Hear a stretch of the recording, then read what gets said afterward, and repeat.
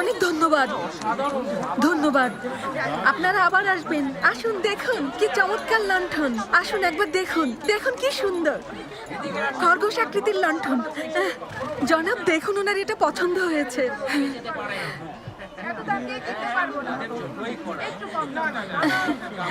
ধন্যবাদ। আপনাদের জন্য অনেক শুভকামনা রইল। নাও।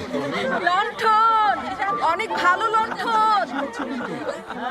শেষ হয়ে যাচ্ছে লণ্ঠন, নিয়ে যান। কি সুন্দর।